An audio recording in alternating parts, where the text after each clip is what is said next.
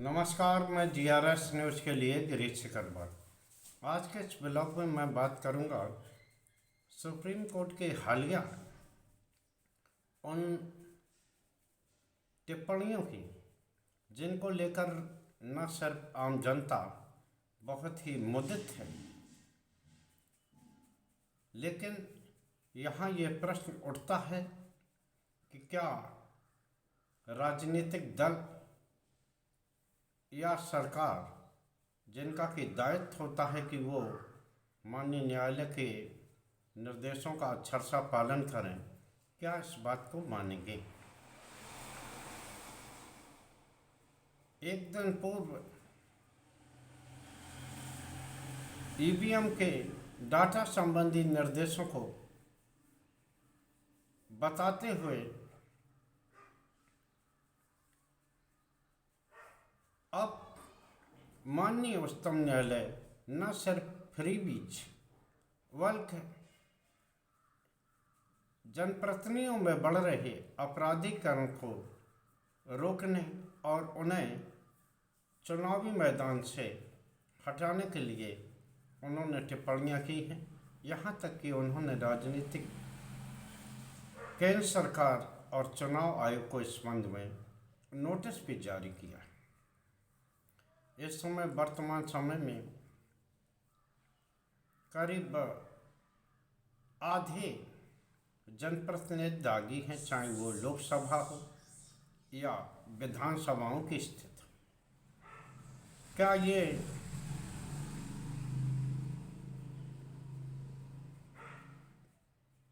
अपराधीकरण राजनीति में रुक पाएगा या यूं ही राजनीतिक दल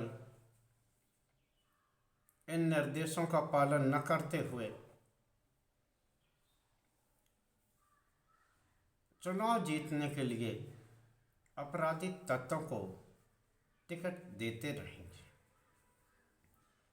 निश्चित तौर पर ये एक ऐसा प्रश्न है जिसको लेकर सभी लोग या सभी राजनीतिक दल ये तो चाहते हैं कि राजनीति में अपराधीकरण रुके, दागियों को टिकट ना मिले, लेकिन जब चुनाव आता है और चुनाव जीतने की बारी होती है तो चाहे वो भारतीय जनता पार्टी हो या अन्य राजनीतिक दल, सभी दल दागियों को टिकट देते हैं और उनके जरिए ही सरकार बनाने का काम करते हैं। माननीय उच्चतम न्यायालय में सामाजिक संगठन ने इस बारे में अपील की थी, जिसके आधार पर यह सुनवाई हुई है और माननीय न्यायालय ने चुनाव आयोग से और सरकार से इस संबंध में नोटिस जारी करके जवाब मांगा है। देखना यह है कि क्या सरकार या चुनाव आयोग इस संबंध में क्या निर्णय लेता है। हालांकि जो कि अभी तक का रवैया रहा है, चुनाव आयोग इस संबंध में साफ कहता रहा है कि वो इस बारे में कुछ नहीं कह सकता, उसके हाथ इस संबंध में बंधे हुए हैं। रही राजनीतिक दल और सरकारों की बात, वो अधिकांश ये कहते रहे थे जब तक कोई कन्विक्टेड ना हो तब तक इस संबंध में उसे चुनाव लड़ने से रोका नहीं जाना चाहिए। यानी कि जो दोषी ठहरा दिए गए हों उनको ही चुनाव से रोका जाना चाहिए। लेकिन इस बार में भी एक सीमा है। अगर कोई 2 वर्ष या 2 वर्ष से अधिक वो हो जाता है दोषी, तो उसे 6 वर्ष के लिए न सिर्फ चुनाव लड़ने से रोकने का प्रावधान है, बल्कि वो किसी भी चुनावी प्रक्रिया में भाग नहीं ले सकता। लेकिन 6 वर्ष के बाद तो वो चुनाव प्रक्रिया में भाग ले सकता है। अब इसी लूप होल का फ़ायदा उठाकर न सिर्फ राजनीतिक दल उनके परिजनों को टिकट देते रहते हैं, बल्कि उनके परिजनों को ही जनप्रतिनिधि एक तरह से बनाते रहते हैं।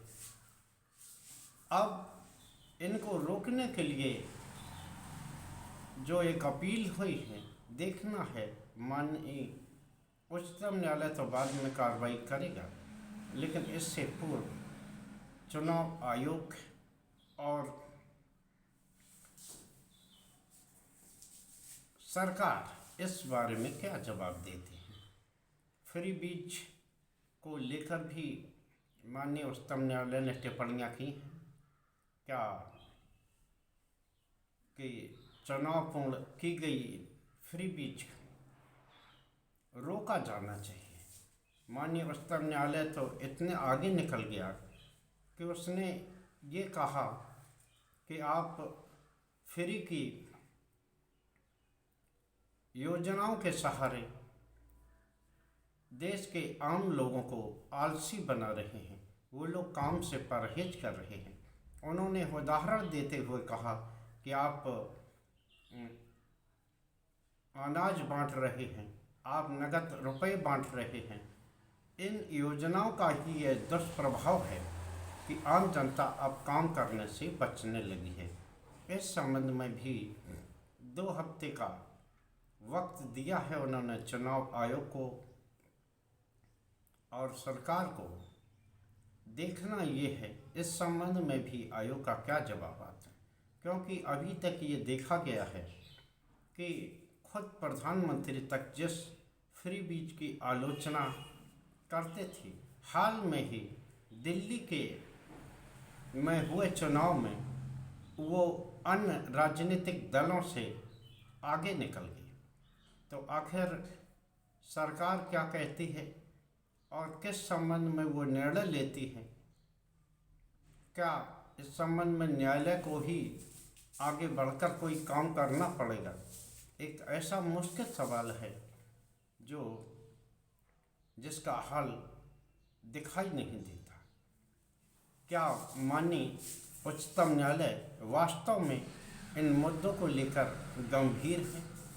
क्योंकि मैंने पिछले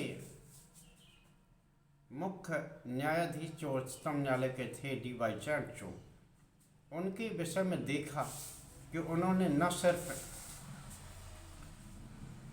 चुनावी चंदे को लेकर बल्कि महाराष्ट्र में दलों के विभाजन और राज्यपाल के रवैये को लेकर जो उन्होंने सरकार गलत तरीके से बनवा दी थी, उसको लेकर जो टिप्पणी की थी, उसको लेकर हम सभी लोग, यहाँ तक कि आम जनता भी खुश हुई थी कि माननीय न्यायालय इस संबंध में कुछ करेगा। लेकिन वो टिप्पणी आज भी टिप्पणी बनी हुई है। न सिर्फ वो सरकार जिसे कि माननीय उच्चतम न्यायालय ने असंवैधानिक कहा, वो चुनावी चंदा जिसे माननीय उच्चतम न्यायालय ने असंवैधानिक कहा और उसे गलत बताया, उस संबंध में किसी भी दल पर, किसी भी दोषी पर कोई कार्रवाई नहीं हुई। यहाँ तक कि 2.5 साल का वो कार्यकाल पूरा करने के बाद महाराष्ट्र की वो सरकार फिर से रिपीट हो गई, जिसको लेकर भी कई मामले न्यायालय में आए हैं। देखना ये है कि क्या यह न्यायालय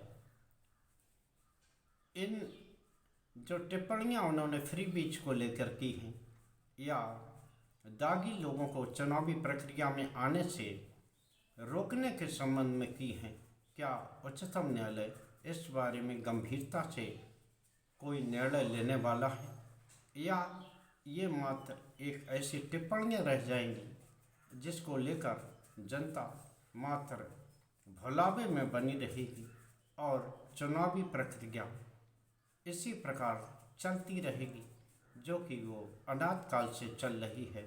यानी कि जिसकी लाठी उसकी भैंस, यानी जो सरकार में होगा वो गलत तरीके से न सिर्फ सरकारें गिराएगा, दलों में विभाजन कराएगा, यहाँ तक कि नगद रुपये या विभिन्न योजनाओं का भुलावा देकर आम जनता को बेवकूफ़ बनाएगा। आज के ब्लॉग में बस इतना ही। जय हिंद, जय भारत।